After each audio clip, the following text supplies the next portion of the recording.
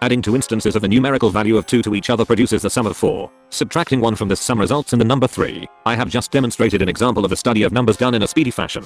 On each passing day the individual is located on the solid cube of hard material, ignite large organisms of the plant kingdom on fire and slowly inhale a collection of airborne particulates generated from the combustion. I watch and observe that individual that identifies as the female gender in the area of natural space set aside for human enjoyment. After taking everything into consideration I conclude that that particular female is a knuckers. When the distinct inanimate object generated the sound similar to the sound ducks produce, exactly 3 times. You, a male human being, were lowering your body quickly so as to hide yourself. Human individual that chooses to identify himself as a SNE, please wait and do not perform any actions for now. The fellow person of the male sex is the sole owner of the object I refer to as Pumpy. Other fellow male human being that I own, please also wait a bit and refrain from doing anything. The other fellow individual possesses a flat disc-shaped item that can fly long distances in the air when thrown with strength and given a spin. I proceed to lure an entity into a planted device, designed to catch it, 3 consecutive times, and I do this on the piece of paved land designed to allow large vehicles to be driven on it. I transport and set into motion the popular breakfast cereal called Corn Flakes. I now randomly mention the name of another well-known cereal, Rice Krispies. Just like I instructed the 2 previous humans, I also advise you, the person of the female sex, that belongs to me, that goes by the name of Whitney, to stand by and remain in readiness, while on the paved route I'm currently creating 10 appendages that typically protrude out of the foot of animals that have feet. I ask you to please enjoy and be fond of my pedal digits. You, a masculine adult, held the belief that the water in my body had cooled down and changed its physical state to that of a solid. I visually perceive a physically attractive female human being which causes me to assume an intentionally seductive body position.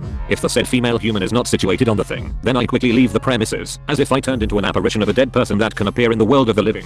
I laugh, but you should also direct your gaze towards the body part responsible for the sense of smell that projects above your mouth. Could you please repeat what you said? I say in a loud manner. I choose to equate you with the distal tip of the male sexual organ. Again, I instruct you to direct your eyes downwards towards the central protruding organ of your face, your nose. The end-to-end distance of your nose is so long that it can be visually compared to a flexible tube that is used to spray water in a garden. I now proceed to make an attempt at reproducing the sound that said garden hose makes when active, using my mouth.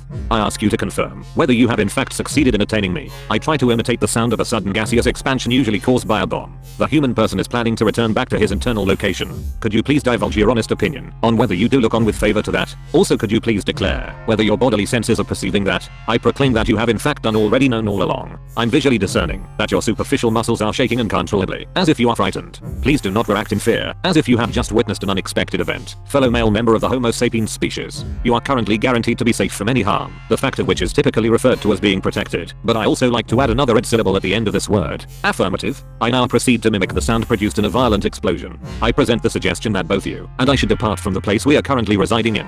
For a second time I reproduce the sound of a fiery explosion. Exit the vehicle containing 4 hinged doorways in one quick maneuver while holding a .44 caliber pistol. The first 4 integers in the numeral system were all, in fact, in existence. The temperature of my body is gradually becoming colder while I'm situated in a long roofed passage inside a building. The male human individual whose gamete conceived you has been living in this world for at least 44 years. This same person is still using a modern telecommunications device to contact another human being and request the artistic production of a picture made with pencil and paper. Please disclose to your male biological parent what I'm about to say next. As soon as said person falls within my visual field, I will initiate the action of grabbing and quickly rotating horizontally the mandible bone in the lower part of his face. I order you to retrieve a chocolate bar going by the name Twix belonging to the fellow male individual, using physical violence if necessary. Please also order this same human to visit an establishment where goods are sold for financial profit, again using physical strength when needed. The person of the female gender that belongs to you is correctly aware that I have full access to the semi-liquid substance that is typically added to a meal to add flavor. I do not own any tomato-based condiment, however. It is only the same creamy fluid used for savory dishes that I desire. This preparation is also pure and not cooked or processed in any way. Now I'm going to reproduce the sound generated in an explosive blast one more time. Say a short slang term used to greet someone or call for attention, and utter the non-existent and meaningless word gap, the object without a precise designation, often referred to simply as thing, but which I pronounce without the letter H, produces a vast array of sounds that I find very difficult to describe using just the English language. Therefore I'm instead going to try to mimic the sounds with my own voice, while making convincing gestures using my hands, arms and whole body. The sounds vary from those consisting of just one syllable to more complicated ones that require me to move and slide my tongue along the roof of my mouth very quickly and repeatedly. Some of the sounds resemble those caused by bullet-firing weapons, while others are similar to explosive detonations. However, some people would say that they are actually unintelligible words and would classify them as gibberish. I have to admit that one of the reasons I'm in fact making all these sounds is to produce a humorous effect by intentionally emphasizing the ridiculousness of it all. I again repeat the fact that you have done already known.